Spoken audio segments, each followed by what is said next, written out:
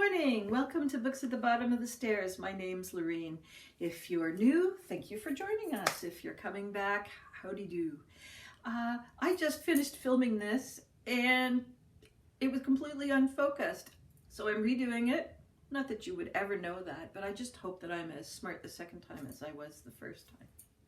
So, Middle March and Mystery March. I tried to combine the two. I have mentioned that. I thought I was being super clever, and I think what I ended up doing was shooting myself in the foot. So it was a bit of a disappointing month for me, unfortunately. I just, I didn't choose well. I guess I didn't choose with discernment. I went through all the library shelves for in this section of middle readers, and I was just looking for on the spine of the book. I was looking for a mystery sign, and I was looking for the Canadian sign. And so I picked up 3. That was great. And I recognized all of the authors, so that was great. And I actually know one of the authors, so that was great. So I thought, okay, this could be a positive experience.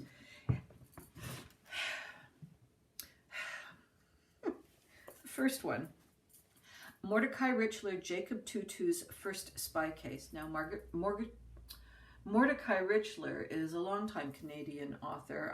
I'm not sure if he's still alive. I generally don't look up people's biographies, but he also wrote Jacob Tutu Meets the Hooded Fang, Jacob Tutu and the Dinosaur, and I think that's it in terms of the. And then there's one here written by a different author, from Jacob Tutu on the High Seas by Carrie Fagan. I don't know anything about that. I think that this book missed for me. I mean, I know it missed for me. I didn't love the illustrations. I found the character of Jacob Tutu to be somewhat what would you say, just like sort of over the top oblivious. I don't know, I couldn't love Jacob Tutu. Some people who hear the one about Jacob Tutu and the Hooded Fang, they're, oh, I love that, and I have read it twice and forgot them both times. So I think that's part of my issue, is the character just didn't resonate for me. Also, the purpose of the mystery itself, I only read this 2 weeks ago, and I don't remember. There's some kind of mystery. He's made an enemy of the school principal, and across the road there is a neighbor who is a spy, and he's got all these really bizarre rules. If there are 5 pineapples on the front porch, then Jacob can go and visit. If there's a blue flag, then Jacob can climb up the rope through the attic and visit. There's just all kinds of peculiar over-the-topness with respect to this, to the neighbor across the road. And honest to Pete, I don't remember the mystery. Everything is just, everything's just over the top. I think, yeah, I don't know. That's what isn't that amazing? How do you review a book that you've forgotten and it's only 2 weeks old? Okay, I think that might just wrap it up there. How about we don't push on it? Okay, the other one I read, The Fossil Hunter of Sydney Mines by Joanne Yard. I actually read almost 10 years ago. Joanne Yard used to be in my book club, and she and I happened to be on a jury maybe a couple of years before this book was published in 2013. So somewhere around there, we were on the same, no, I don't mean, yeah, we were on a jury, and we were doing the Writers Federation of Nova Scotia, and it was for authors who had never been published and try to give feedback. Now, Joanne has way more credentials than I do. I'm sure of it.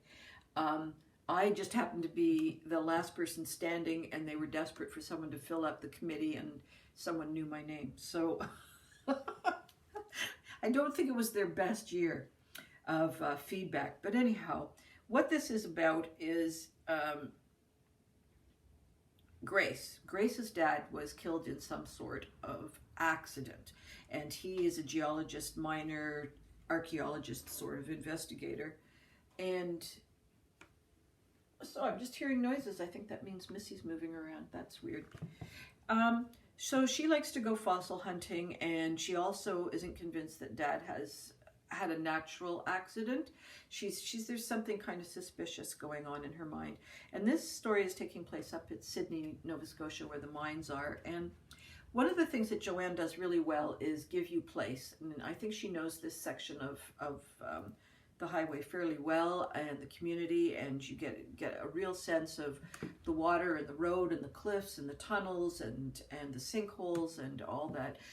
You get a sense of the kids riding bikes and they're feeling cold or warm. So that kind of physical environment seems to be well described. I don't 100% remember the story, because when I read it the first time, I was reading it more as one writer to another. I guess I was reading it before it was published, so in the early story arcs. So for whatever reason, I just didn't read it once it was published. And as I was reading it here, I thought, yeah, I kind of remember there's a lot of back and forth on the road, doing a lot of searching in the mines. There's some kinds of clues that Dad was killed instead of having a natural accident, and something that's being hidden. And so it didn't work for me as a book. It just didn't. I wasn't excited. I just wasn't excited by this book. I think the characters are all just a little bit too clean cut. And I didn't find the mystery to be that compelling. But I think that it's a good book in that, especially if you are if you are a reader who really likes place, and if you really like feeling like you're one of the kids in the group, I think she does that quite well. I think you can kind of overlook the, what should I say, the veracity of the mystery. I guess there's always a part of me, especially if there's murder involved, there's always a part of me that wonders, like, what are the kids going to find that the adults didn't? And it seems sort of to hang on the idea that the bad guys underestimate the kids, and so therefore they just leave clues kind of lying around, and the kids pick it up, and then sometimes they try and get authorities to buy in, and sometimes the kids try and solve it themselves. So I don't know, it just isn't, I don't know, that particular, I'm saying I don't know too much, so I don't know. All right, the next one, again, a little on the sad sighing side of things. This is Bone Beds of the Badlands by Shane Peacock. So I gather that there are other books in this series, because it's a Dylan Maples adventure. So I think there are others. There's The Mystery of Ireland's Eye and The Secret of the Silver Mines. I have read other things by Shane Peacock, and I'm kind of 50-50. It's not the first author I'm going to pick up off of a table if it's a whole bunch of new releases. But that said, I know that if whatever I pick up from him is going to be well crafted and going to accomplish what he sets out to do, I think my problem with Shane is I don't 100% sink into the story. And in this book, I really did not sink into the story. My take of it is that as an adult, Shane was on a travel trip up and around through Calgary, where the Badlands are, and had a great time. I think whatever happened to the writer in the research was marvelous, and that really comes through in the book, because the whole area of the Badlands and the canyons and the tourist attractions and the traveling in cars and so on, that piece, spending a night in a dinosaur museum under a Tyrannosaurus Rex skeleton, like that part's all really well done, and you can really get a sense of place. And we're going to Calgary sometime in the summer on a road trip, so now I know where to go. But in terms of a story or a mystery, I would say no, because we've got a bad guy in the story. And the bad guy has escaped from prison, and the kids in the story only know this by virtue of having not even necessarily read the newspaper themselves. I think, maybe they overheard the adults or the news reporters and stuff. So Dylan and his best friends Terry and another kid called the Bomb and Rhett have won first place in a national science fair, and as a prize they're going across to the Badlands because their science fair was on the T-Rex. And so they're going to the museum out in Calgary that deals with fossils and dinosaurs and so forth. So that's all pretty cool, except that the boys never did make the model. I think it was their dads that made the model that won the fair. So the boys aren't very invested in dinosaurs to begin with. So they're just there for the hoot. And they've got kind of a plan to try and bypass the... I just lost the word. I know it's not Empress. Bypass the chaperones and, just get up to boyish wickedness. And so they've got a couple of, minor diversions in plan that they want to sneak into. Well, what happens is they meet up with some kids from a school in Calgary who are there as welcomers. And at the same time, this bad man, the reptile, is alleged to be coming closer and closer to Calgary. And so one of the welcoming kids, Dorothy, decides, he's got to be going to the Badlands. He's got to be going to the canyons. Where would you go if you were called a reptile? And I'm thinking, okay, well, if you can figure that at 12, wouldn't the RCMP and the police figure that out too? So this is like the previous book, is that the kids are trying to solve something that the adults probably have in hand. I find that I like a mystery from this age group that it's within the framework of the kids' world. And so that's not what's happening here. So on the other hand, there's no mystery. There's just, is this person coming closer or aren't they? Or did we see him or didn't we see him? Or is that person following us? Or are we being followed at all? And so there's just, it's more of a suspense tale. And towards the end, we're getting into suspense and thriller. But there's not anything about missing bones or disfigured monuments and who did it. There are none of the who, what, where, why kind of questions going on in here. It's more like nail biting. So I didn't love it. And I didn't love the main character, Dylan, because he was never invested in the trip to begin with. Neither are the other three boys, but they're not very well described. And Dorothy, for some reason, is bored out of her mind where she lives in a small town just around the Badlands. And really what she wants is adventure. She's really just looking for some kind of Kahootenanny to get involved in. So how much of it is her imagination and how much of it is real, we don't discover until close to the end of the book. He does create tension. He does create a thriller atmosphere. I don't believe that a kid in a car driving through this kind of incredible landscape that they're in would describe it the same way.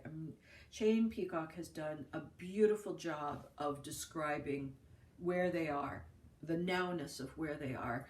But if I was a kid writing a travel journal, I would have mentioned about how I got a spitball in my ear and how Billy farted at the front and we had to stop the car because it stank so bad.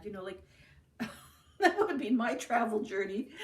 And I like nature. I'm pretty invested in what I'm seeing most of the time, but that just wouldn't have registered for me as, I guess I've always been plot driven.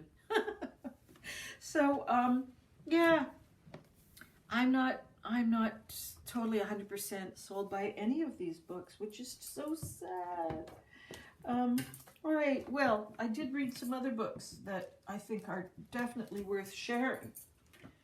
Well, okay, no, I'm telling you a lie. The Benedict Society and The Prisoner's Dilemma, written by Trenton Lee Stewart, is the third in the series and my least favorite. In fact, I didn't finish it. I was 150 some odd pages in, and we still have the kids in the house where they have a safe house. It's a refuge. They really pissed off the guy in book 2, and they're hiding from him. The bad guy in book 2 knows exactly where they are. So it's mostly sort of a fortress thing that's happening, lots of guards and lots of security. There's some, they know that the bad guy's going to try and do something, but the when and the where and the what, they have no idea. And it's not until we get to about 130 pages in that we realize that the computer that was a main factor in book 2 is being sought after by the government. So what's the government planning to do with this computer? Are they part of the good side or part of the bad side? And so they want this computer, and that would mean that the 4 kids would be separated because they're no longer part of the group that saved the computer in the first place, and so they would all be disbanded back to their homes, and no longer would the evil guy need to chase them. Well, at that point, I still didn't really know what was the dilemma. Aside from the kids being anxious about being separated, I really don't know what the dilemma was. And I thought, no, for a middle reader, I needed to know what was going to be the conflict a lot sooner. And if it's boredom and whininess and playing tricks on each other and unexpected visitors who don't reveal anything, it was too bad. It was too bad. The only reason I know they leave the house is because the front of the book has a bus on it, and they're all on the bus, and the bad guy's on a scooter. So clearly there's some transportation sooner or later. Okay, the next 2 books I read were definitely much stronger and very recommendable. And the first one is not a mystery. It is Children of the Quicksands by Efua Traore, and the author comes from, and I want to get this right because I might have said it wrong, Nigeria. Yeah, well, that's what I thought. Nigeria. So the main protagonist is Simi, and she lives in the city of Lagos with her parents, and her parents have just divorced, and Mom has been given a job opportunity where she needs to go to England to do the training. So Mom does not want Simi to go and stay with Dad, who is like an international traveler with his business, and therefore she would be spending time with Dad's new girlfriend. So what are we going to do with Simi? She's going to go to the village of Ajeo, which is where Grammy lives. And Grammy is very much involved in the creation stories and the goddesses and the myths and that whole part of the heart of Nigeria. Before settlers came in, before missionaries came in, that sort of the intrinsic part of the culture is what Grandma is connected to. And Mom had an experience as a child that turned her completely away from that, and she's gone to the Christian church. We don't really see too much of that, and we just know that it's there. So Mom's not too keen on sending Simi back to this kind of primitive worldview. The village itself is somewhat primitive itself, that most of the people have opted out of electricity and cell phones and so on. But there's a community just down the road where they can easily get access to all of these things. So it's not like they've been sent to the North Pole with nothing. Okay, so Simi ends up with Grammy, and Grammy is sad to find out how much Simi hasn't been told. And you know, Grammy has never seen Simi, not even when she was a baby. Mom has just like cut the ties. So the two of them really don't know anything about each other. So this is a story of discovery, and Simi getting to know her cultural roots and her mythology roots, and she's getting to know village life as it was for hundreds and hundreds of years. And she's also because she comes from the city, she's on that cusp of city knowledge conflicting and confronting country knowledge, and like neither one actually reigns as superior. So it's very interesting to see that kind of tension, and one thing's dominant, the next thing's dominant. So that's a very interesting kind of swirling that's happening. And in the process of getting to know her grandma, she also is coming to the the origin story of the Nigerian people. And so there are two goddess sisters who came into conflict because there was a human mom who lost their son and is just grieving and grieving and grieving. And so the one goddess sister grants what's that word, resurrection to the child, and well, the other goddess sister is saying, no, that, like, what are we going to do now? We've got this immortal human. Where in the world does this person belong once mom is gone? You know, like, we've got a dilemma here. You've created a mess, sis. So the next part of the story is about the solution.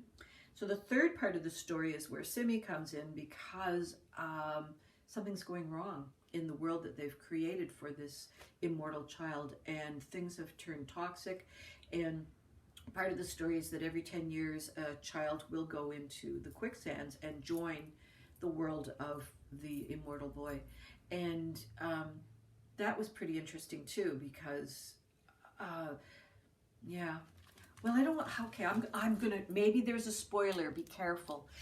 The gods, the two goddess sisters, see this entry of a new child every 10 years as supporting the immortal child in this world below, because everything's great, everything's wonderful. And so they see it as a pretty excellent opportunity for a child to go through the quicksand. Well, up on Earth, people see a missing child and make an assumption that this is tragic. But what's really happening is that a lot of the children who go down into the quicksand are children who kind of belong to the gods anyways. They're dreamy, they're quite often orphaned, they're quite often, if not orphaned, they're abandoned, they're lonely, they don't mesh with society, because they're just kind of in the other world already. So they're kind of joining their people, if you like. So the kids themselves don't see it as a problem down there. They're having a great old time until things start to go wrong. So this is the story. It was beautifully written. Really get to see a part of Nigeria and the city country clunking along together. The dilemmas of modernization and ancient belief systems. So yeah, it was beautiful, beautiful, beautiful book, I think. I had a hard time starting because those three were such slow reads that the beginning for me was a bit slow. I had a hard time. I had a hard time getting into Simi's character, and that's partly because the journey that she's on to get to her grandma is also slow. That part could have been a little bit tightened up. The second part, although from an artistic point of view, we get to experience the transition from city to country, and if that had happened quickly, I don't think we would have appreciated where we landed if we hadn't been where we started. And the end of the book, I felt, was just a little bit too tidy. I feel that the dichotomy between modernity and ancient belief systems is still in tension, and so I would like to have seen that there was still some kind of attention at the end of the book, where nobody was 100% sure if this was going to work. So, but I think most middle grade readers would not come up to you at the end of having read a book and say, I'm not sure about the modernity of this, Mom. So that's a you and me problem. Okay, the last book I read that I really enjoyed is Waylon, One Awesome Thing. And it's written by Sarah Pennypacker. And I didn't realize this when I picked it up, but she is also the author of Clementine, which I've never read. I just assumed it was more for primary school kids, but no, it's for the younger spectrum of middle grade readers. And this book is so sweet. Waylon is just he's just innocent. He's at that age where he's still naive about a lot of things, and he's still, his heart is still the leading motivation for him and his decisions and his questions, and the illustrations are so really wonderful. They're always so action-packed, Okay, so there is an adventure.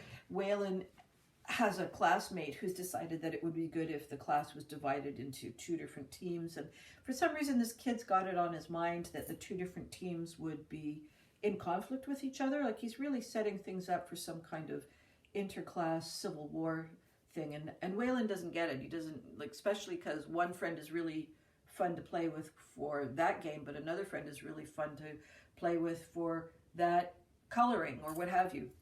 So he doesn't get this division thing, and he's not sure which team he's on, and the guy who's making these decisions, he's not sure either, because just Waylon is just friends with so many people. How do you peg hole him? Well, into the story comes a little dog, Baxter, and Baxter is loved by a lot of people. And the other thing that comes into the story is that the kids go down to the local police station for a field trip. And one of the kids' dads is a police officer in the police station as part of the field trip. Well, Baxter gets nabbed and gets put into jail because he's a stray. So they're going to try and get Baxter to the, what do you call it, Humane Society, I guess. The kids, especially Waylon, are like, no, wow, this is bad, this is terrible, but he's not allowed to have a dog. So, like, how is he going to solve this? This is just cracking his heart. And he gets his classmates to come up with a scheme, and the whole class participates in rescuing Baxter, who takes off. That's one of the reasons I love this book, is that the ending was just, see you later. So yeah, it was sweet, it was lovely. And I don't, for those of you who've read the Penderwicks, there's about 4 books in the Penderwick series, and I cannot remember who the author is for that.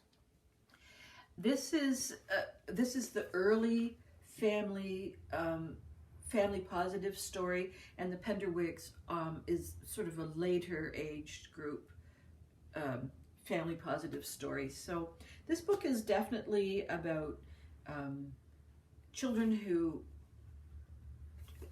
haven't lost that innocence, that kind of, they haven't built the hard shell of pre-puberty, let's say.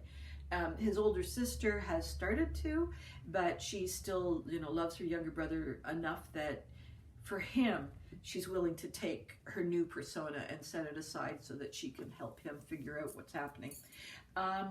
Yeah, the parents are generally effective. There's not really any bad, evil adults. It's a good feel-good kind of book. And now I think that there are about 6 left in the series.